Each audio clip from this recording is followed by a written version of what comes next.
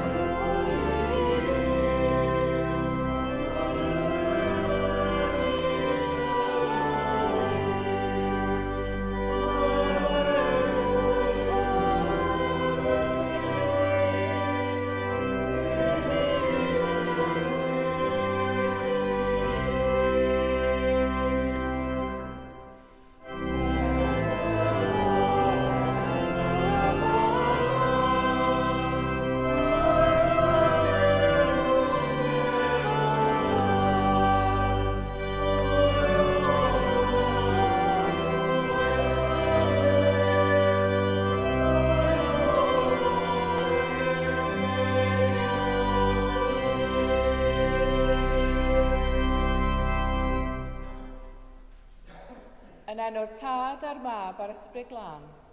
Amen. Oddi wrth Dduw ein Tad, a barodd o'i fawr drigaredd yn gennym ni o'r newydd i obaith bywiol, trwy atgyfodiad Iesu Grist oddi wrth y meirw. Gras a thangnefedd a fo gyda chi. A hefyd gyda chi. Hallelujah, atgyfododd Crist.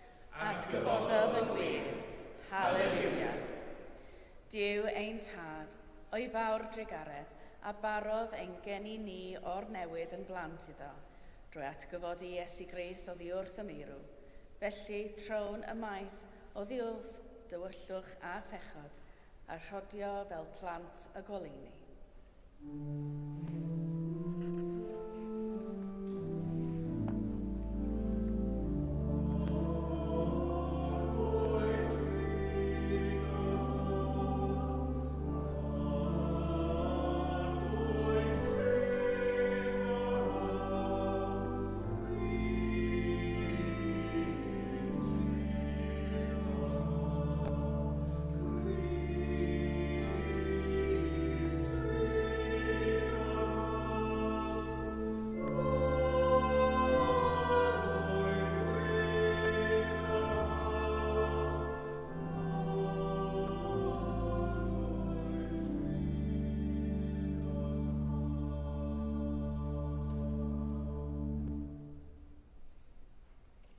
Dad nefol. Yr ydym wedi methu ar feddwl, gair a gweithred, a heb wneud yr hyn a ddylen. Mae'n weddrw gennym, ac yr ydym o ddifrif yn y difarhau.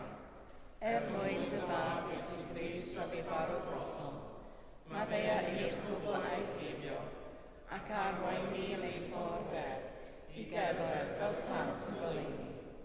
Amen. Yr holl alluog Dduw sy'n maddau i bawb sy'n wir edifeiriol, a drigar hawrth a chryddhau o bechod, eich cadarnhau mewn daioni a'ch cadw yn y bywyd tragwyddol. Trwy Iesu Grist ein hardwydd. Amen.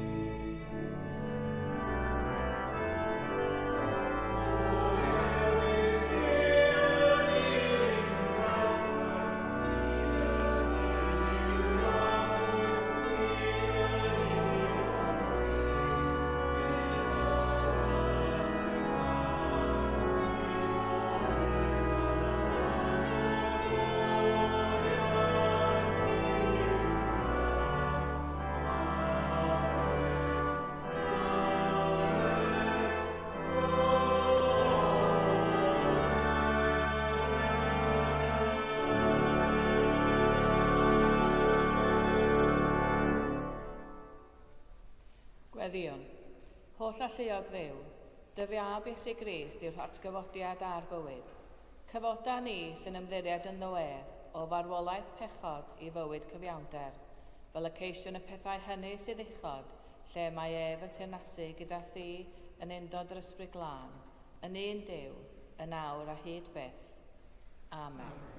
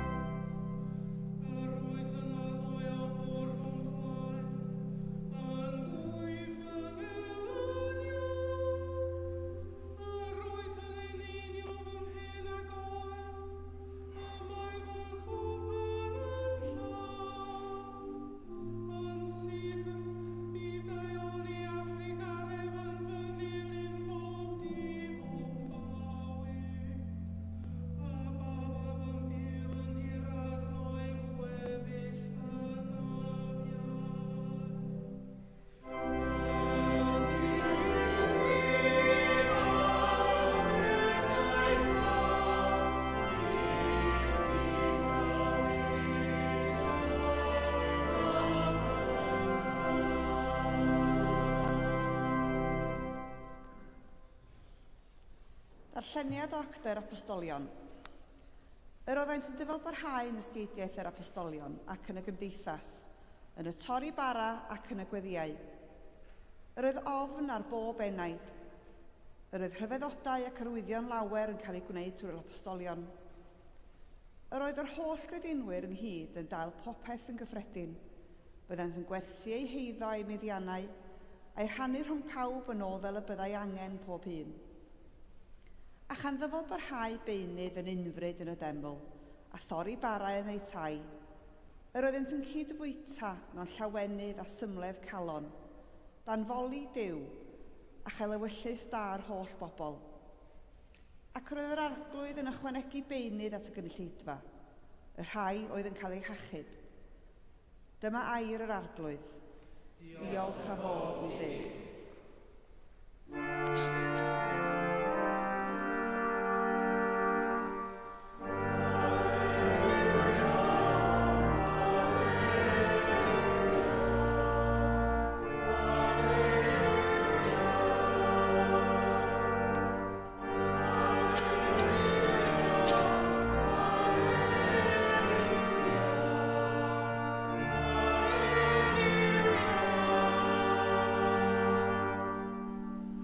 Lord, we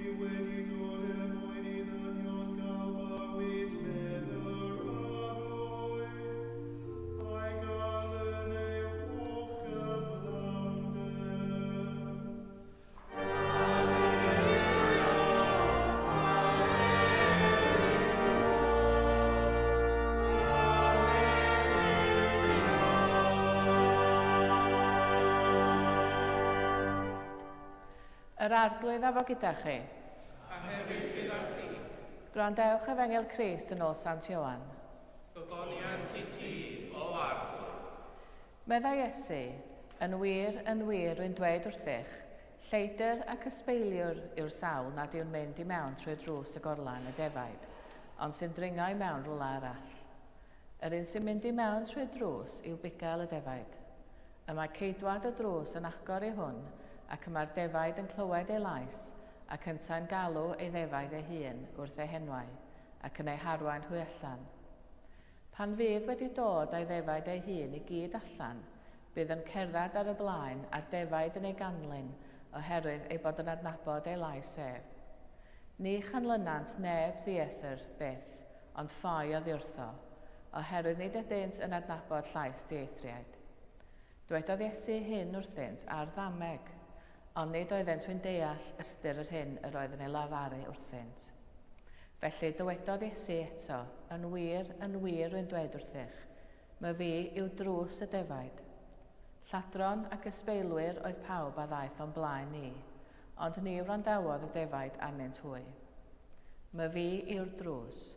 Os daw rhywun i mewn trwy o fi, caiff ei gadw'n ddiogel. Caiff fynd i mewn ac allan a dod o hyd i borfa. Ni ddaw'r lleidr, ond i ladrata ac i ladd ac i ddinistrio.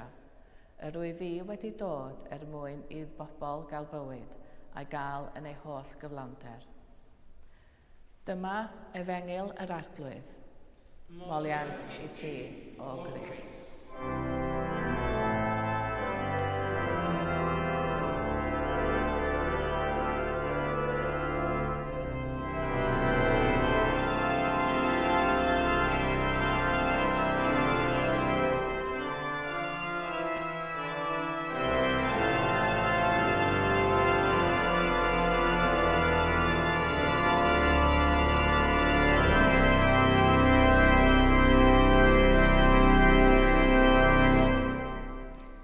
Yn enw'r Tad a'r Mab a'r Ysbryd Glân. Amen. Pan oeddwn ni yn yr ysgol, yr oedd gennym gaplan oedd â diddordeb mawr mewn rhifau yn y Beibl. Bob tro y byddai'r rhif yn codi mewn darlleniad, byddai'n esbonio symbolaeth y rhif hwnnw a ble arall yr oedd yn ymddangos yn y Beibl. Dwi wedi cael fy atgoffa ohono yn ddiweddar, oherwydd dros yr ychydig dyddiau diwethaf mae'r darlleniadau'r boreolweddu wedi bod o lyfr Exodus, a stori Moses yn arwain yr Israeliaid o geithiwed yn yr Aifft i rhyddid. Roedd darlleniadau Exodus yn ffefryn yn yr ysgol wrth i ni ddysgu am bwysigrwydd y rhif 40. Roedd Moses yn 120 mlwydd oed pan fu farw. Treuliodd 40 mlynedd yn rhan o deulu Pharaoh yn yr Aifft, 40 mlynedd yn yr anialwch fel bugail, yn dysgu i ymddiried yn niw, a 40 mlynedd yn crwydro'r anialwch gyda'i bobl yn aros i fynd i'r wlad a addawyd. 40 mlynedd yn crwydro'r anialwch gyda phobl a wareddodd o geithiwed, ond adrodd yn gyflym at gwyno am ei hamgylchiadau. Dim dŵr yw yfed, darparodd Duw ddŵr. Dim bwyd, darparodd Duw adar a manna. 40 mlynedd o grwydro. Ond nid oedd yn rhaid iddo fod felly. Byddai'r daith i'r wlad a addawyd wedi cymryd llai na pythefnos. Llai na pythefnos. Ond roedd y bobl yn bryn o ffydd yn niw. Ar ôl anfon 12 ysbiwr i'r wlad, yr wlad addawod, a dreuliodd 40 diwrnod yn ei hachwilio, daeth 10 yn ôl yn llawn am heion ynghylch ei gallu i drechu'r bobl yno, i bod i gyd yn cytuno ei bod yn wlad dda. Metho nhw ymddiried y byddai Duw yn darparu cynhaliaeth, a metho nhw ymddiried y byddai Duw yn ei helpu i olchfygu Ceinan. Ac felly, gwnaeth Duw iddynt grwydro'r anialwch am 40 mlynedd. Amser i ddysgu ymddiried ynddo ac i dyfu mewn ffydd. Roedd o gyda nhw trwy'r amser, ond roedd angen yr amser hwnnw arnynt i wireddu hynny. Sgwn i beth oedd y disgyblion yn ei feddwl pan glywon nhw Iesu yn sôn am y bugail da am y tro cyntaf, am fod yn ddrws i'r defaid. A wnaethon nhw feddwl am Moses, tybed, y bugail a arweiniodd ei bobl o geithiwed i rhyddid. Neu a wnaethon nhw feddwl am arweinwyr eraill roedd nhw wedi ymddiried ynddynt, ond oedd wedi ei siomi. Dros yr ychydig siliau diwetha, rydym wedi bod yn darllen am sut yr oedd y disgyblion yn ymdopi yn y dyddiau cyntaf ar ôl marwolaeth ac atgyfodiad Iesu. Gallwn ni ond dychmygu'r cymysgedd o emosiynau, gobaith, siom, ofn, dryswch. Roedden nhw wedi byw gyda'r person rhyfeddol hwn, wedi cael ei dysgu ganddo ac wedi gweld y pethau anghygoel roedd ei gwneud. Am gyfnod mae'n siŵr ei bod nhw'n teimlo bod nhw'n gallu wynebu un rhywbeth. Iachau'r cleifion, bwydo'r torfaidd, ac hyd yn oed yr arweinwyr crefyddol yn rhyfeddu at ei ddysgeiddiaeth. Roedd hyd yn oed wedi codi ei gyfaill Lazarus oddi wrth y meirw. Ef oedd y gwaredwr a addawyd. Mae'n rhaid bod y mynediad buddugoliaethus i Jerusalem wedi codi ei hysbryd yn anrhithrol. Dyma'r foment. Dyma pryd y byddai popeth yn dwyn ffrwyth. Ac wrth gwrs dyna a ddigwyddodd, ond nid yn y ffordd yr oedden nhw'n wedi ddisgwyl.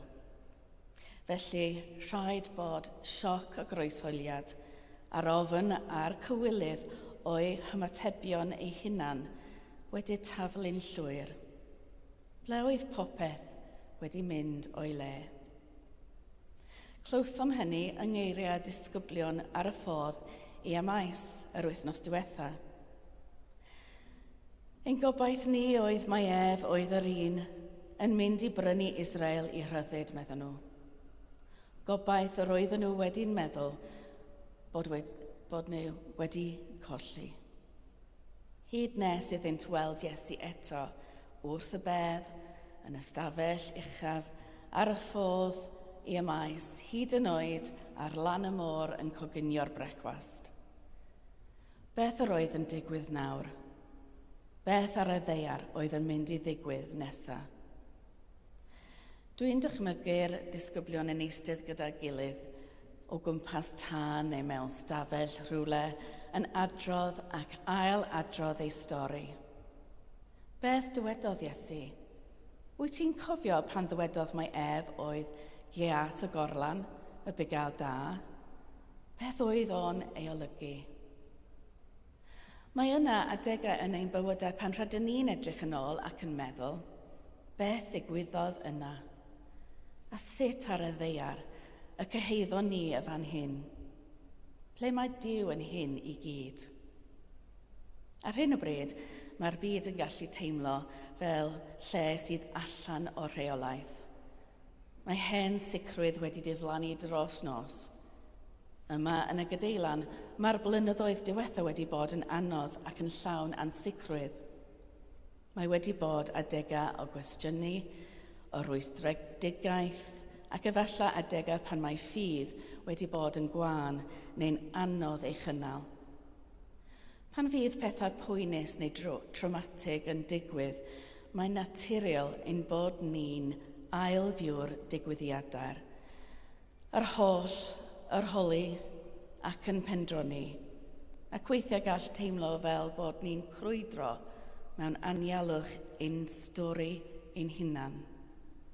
A heb os, byddwn ni'n ail-adrodd y straeon am gyfnod.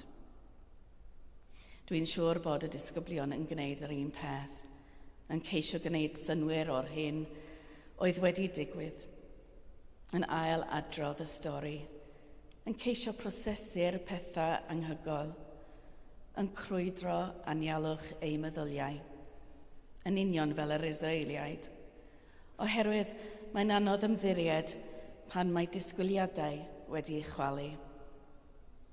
Pan fyddwn yng nghanol poen neu ofid, mae'n hawdd colli ffydd.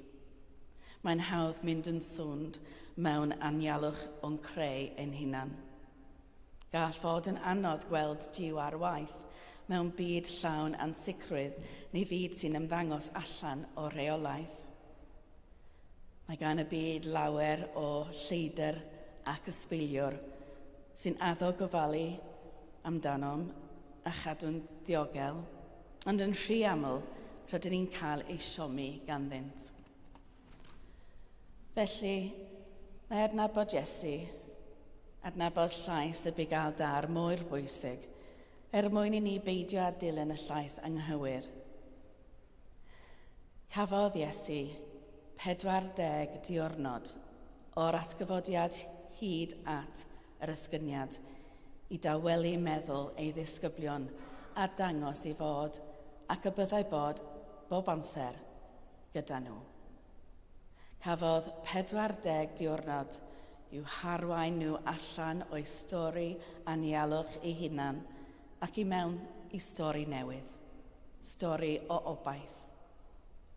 Wrth i ni symud ymlaen, pan straeon fyddwn ni'n dewis eu hadrodd.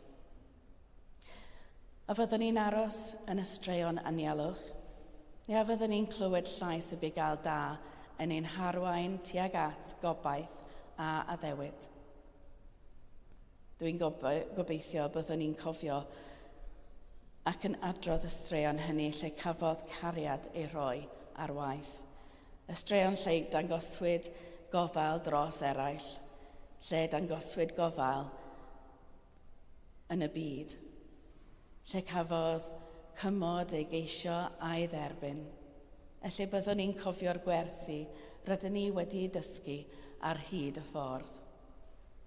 Oherwydd wrth gofio'r straeon hynny, rydyn ni'n adnabod Duw, ac wrth gysylltu'r ysgrythurau a'n bywydau ni heddiw, rydyn ni'n adnabod Iesu'n ddwfnach. Felly gweddiwn, Arglwydd Duw, helpa ni adnabod di yn y pethau syml a'r pethau rhyfeddol. Tywyn ni drwy dy ysbryd glân wrth i ni ddarllen yr ysgrythurau, fel y byddwn yn adnabod llais y bugail da ac yn ei ddilyn. A bwyd i'n crwydro yn yr anialwch fod yn fur, wrth i ni ddysgu ymddiried yno ti. Amen.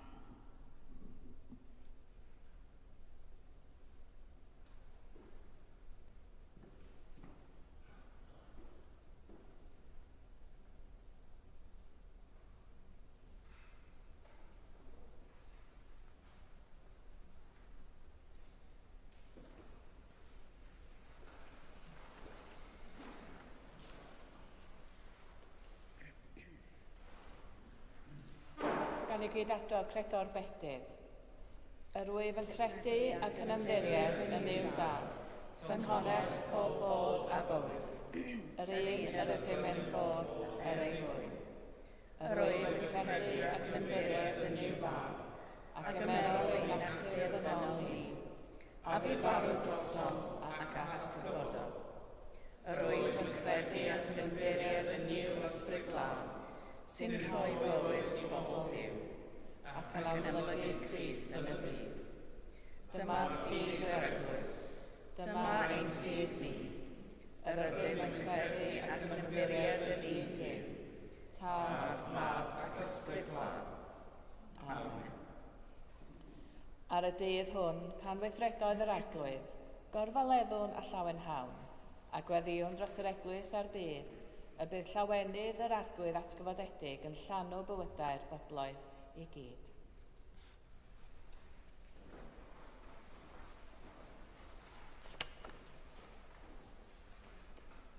Dduw sanctaidd, Gweddiwn dros yr eglwys a grewyd erdogoniant.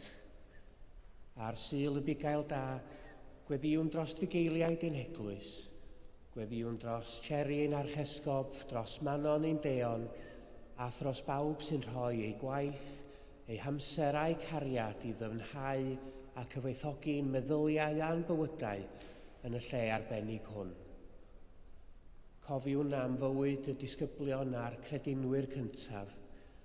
Diolchwn am ei hymrwymiad i gei cymdeithas Cristnogol, am ei heilioni a'i gobaith.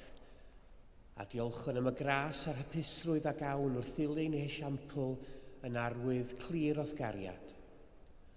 Rhoen i'r nerth i barhau yn ysbryd y cariad hwnnw yn ein bywydau ni o ddydd i ddydd ac y mywyd y gadeirlan. Oed i blant Dduw ddweud, Mae gariad hyd byth. Dduw sanctaidd, gweddiwn dros y byd a grewyd gan dy gariad. Wrth i'r gwanwyn droi'n haf a'r dyddiau hir ddod â hapusrwydd a mwynhad o'r newydd, diolchwn am gael byw mewn ardal heddychlon a hardd, lle mae gwyrth y greadigaeth i weld mor amlwg o'n cwmpas. Gweddiwn dros bawb sy'n byw mewn gwledydd lle nad oes modd iddynt gael bendith o'i cynefin, lle mae rhyfel yn dinistrio'r tirwedd, lle mae casineb ac anhegwch yn llywodraethu, lle mae colled, ofn ac anobaith yn arferol, lle mae rhagfarn yn deyrn, lle mae newyn yn frwydr ddyddiol. Gad i bawb sy'n dioddef yr anghyfiawnderau enbyd hyn, dderbyn yr heddwch perffaith sy'n dod drwy dy gariad gwedd newidiol, holl gynhwysol. Oed i blant Dduw ddweud, Mae gariad hyd byth. Dduw sanctaidd, gweddiwn dros dy holl bobl wedi creu ar dy ddelw, ac yn enwedig dros yr unig, y galarus a'r claf. Gweddiwn yn arbennig dros Simon, Elma, Leslie, Angela, Jill a Simon. Anadleinioes arnynt, a dŵg iddynt dy drigaredd a thras. Dyro heddiw hefyd dy gryfder, nerth a heddwch i rhai sy'n gofalu'n gariadus amdanynt drwy'r cyfan. Oed i blant Dduw ddweud, Dduw sanctaidd, gweddiwn dros y rhai sy'n teimlo baich colled a galar yn drwm yr wythnos hon. Oed i'r gobaith am heddwch tragwyddol sy'n sylfaen i'r ffydd, eu cynnal a'i cysuro. Gweddiwn dros yr anwyliaid o'n cymuned sydd wedi marw yn ddiweddar yn ei plith Gillian Briggs, a thros bawb y cedwyr i gwyl goffa'r dyddiau hyn. Ac mewn enid o ddistawrwydd, gweddiwn dros yr rhai rydym yn ei caru, ond na'i gwelwn mwyach. Gorffwys tragwyddol dy roeddynt o Dduw. Gorffwysed hwy mewn tangnefedd.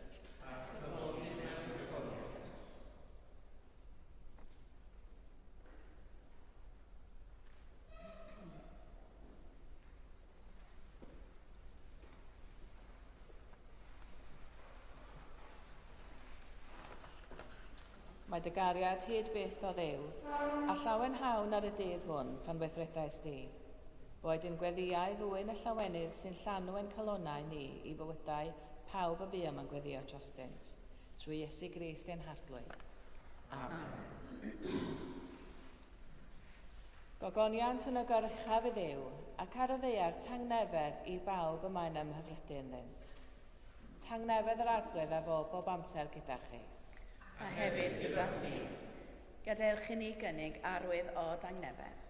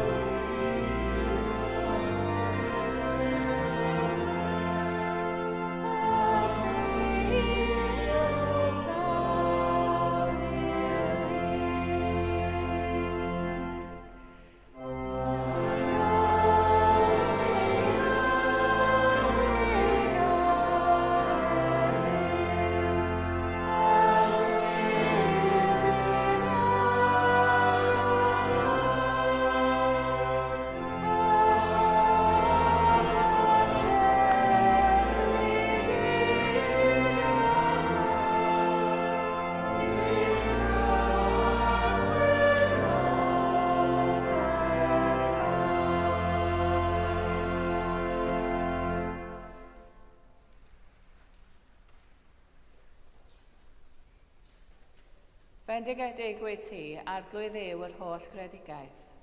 Trwy dy ddeioni y mae gennym y bara hwn i'w offrymu. Rhodd y ddeiar a gwaith dwylod yno. Fe ddaw i ni yn fara'r bywyd. Bendigedig pobl Duw am hyff. Bendigedig wyt ti, arglwydd Dduw yr holl gredigaeth. Trwy dy ddeioni y mae gennym y gwyn hwn i'w offrymu.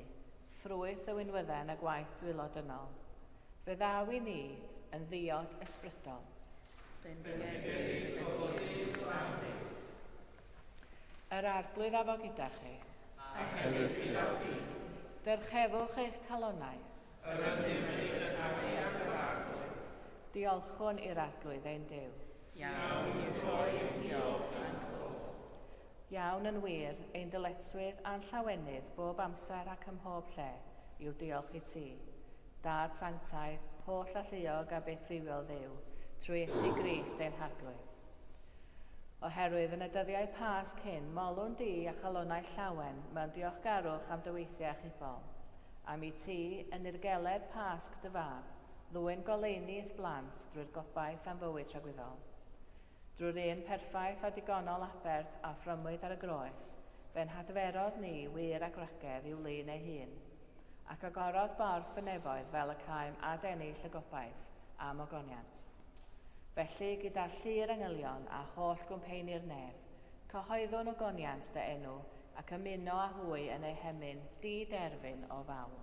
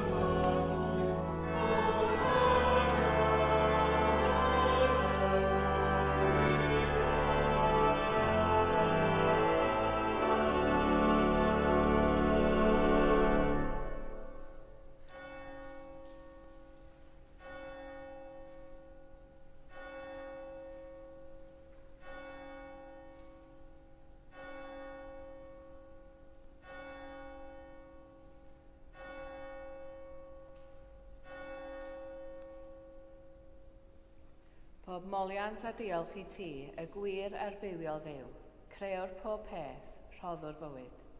Lluniais ni ar dy ddelw dy hun, ond yr ydym ni wedi difwyno'r ddelw honno a syrthion bryn o thygoniant.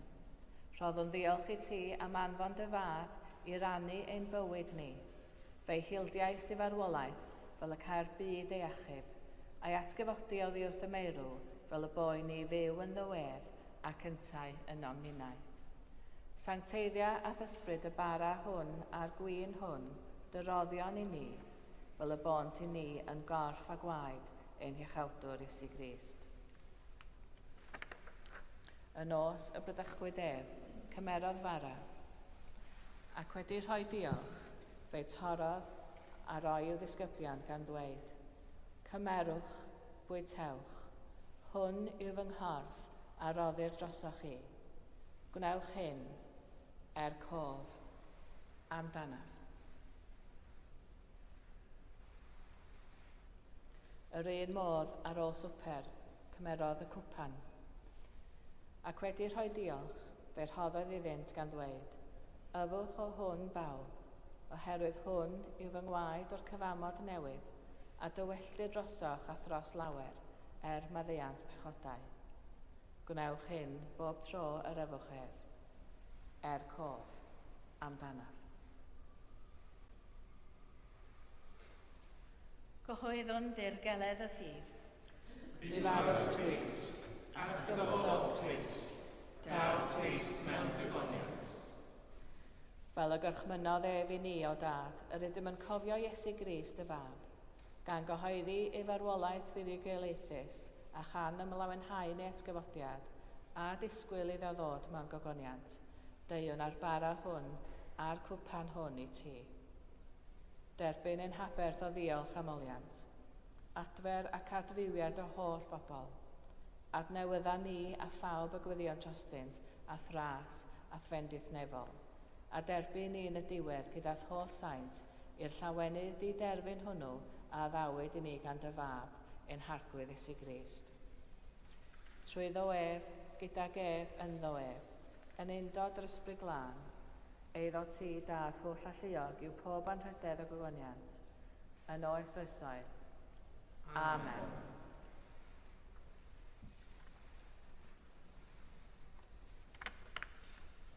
A ni'n cyfarch ein hargwydd atgyfodedig, gweddion fel y dysgodd ef i ni. Ein tad, yr hwnnw sy'n yn newydd, sancteiddio'r dy enw, gael y dermas, gwneud y dywyrsus, megis yn y nef, felly ar y ddear hefyd. Dydw i heddiw ein bara mynyddiol, a maddau ni ein dyledion, fel y mae Duw ni'n ei dyledwyr, ac na galwai ni brwyddigaeth, eith ei gwared ni rhag ffrwg, can seilo ti o'r dermas, a'r gallu a'r gwyddoniant, yn oes oesoedd. Amen. Halleluia, y bara yr ydym yn ei dorri, cymyn corff Crist ydyw. Ac na byr gwisgogion yr arglwydd Iesu, a'r doriad y bara.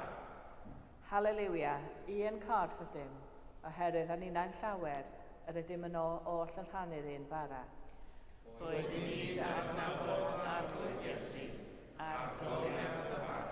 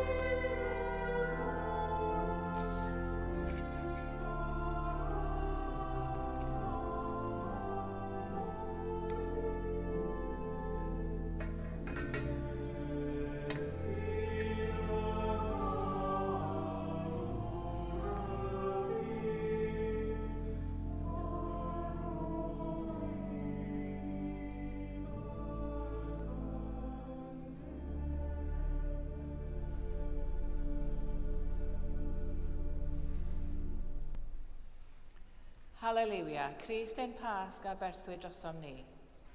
Felly gadewch i ni gadw'r hwyl. Halleluia.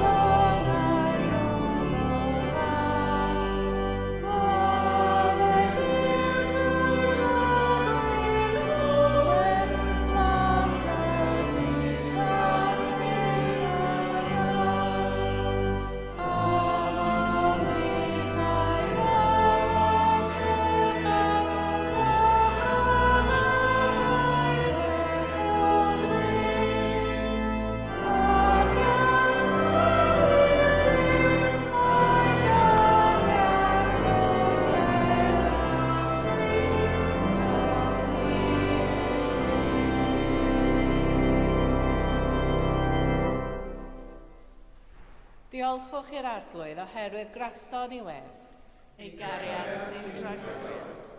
Dyw'r gwirionedd, yr ydym wedi gweld dan llygau a chyrchwr dan dwylo o fara'r bywyd. Cryfha ein ffydd, fel y tefwn mae'n cariad at ti ac at ein gilydd, trwy Iesu Grist ein arglwydd atgyfodedig. Amen. Yr arglwydd a fo gyda chi. A hefyd gyda fi. Bydded i'r holl alluog ddew a roddodd i ni'r fuddugoliaeth trwy atgyfodiad ein harglwydd Iesu Grist, roi i chi lawenydd a thangnefer wrth credu. A bendith Duw holl alluog, y tad, y mab a'r ysbryd glân, a fo'n eich plith ac adrigo gyda chi'n wastad. Amen. Ewch mewn tangnefedd i gari a gwasanaethu'r arglwydd. Halleluia, halleluia. Yn enw Crist, halleluia.